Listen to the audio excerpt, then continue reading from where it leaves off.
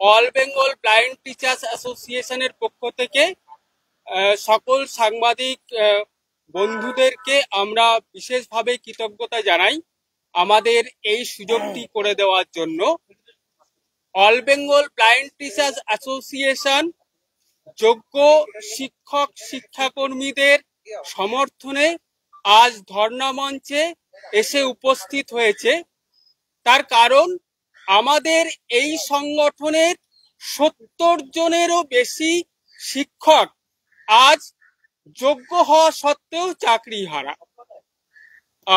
কলকাতা হাইকোর্টে গত বছরের ডিভিশন বেঞ্চের রায়ের পরে সরকার সুপ্রিম কোর্টে আমাদের হয়ে বলার বিশেষ সুযোগ পেয়েছিল এবং আমরা বারবার স্কুল সার্ভিস কমিশন, পশ্চিমবঙ্গ মধ্যশিক্ষা পরিষদ, শিক্ষামন্ত্রী, এমনকি মুখ্যমন্ত্রী, রাজ্যপাল সকলের কাছে আবেদন জানিয়েছিলাম যে আমাদের মতো একেবারে প্রান্তিক সম্প্রদায়ের মানুষ যারা অত্যন্ত দৃঢ় সংগ্রামের মধ্য দিয়ে এই জায়গায় এসে উপস্থিত হয়েছেন, যারা 20 বছরের অক্লান্ত লড়াই করার পরে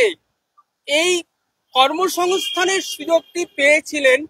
সাধারণ শিক্ষার্থীদের পড়ানোর অমোঘ সুবিধাটি পেয়েছিলেন তাদের নিজের যোগ্যতায়। সেই যোগ্যতা থাকা সত্ত্বেও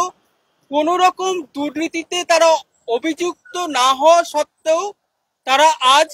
সরকারের অদূরদর্শিতার কারণে, সরকারি অনীহার কারণে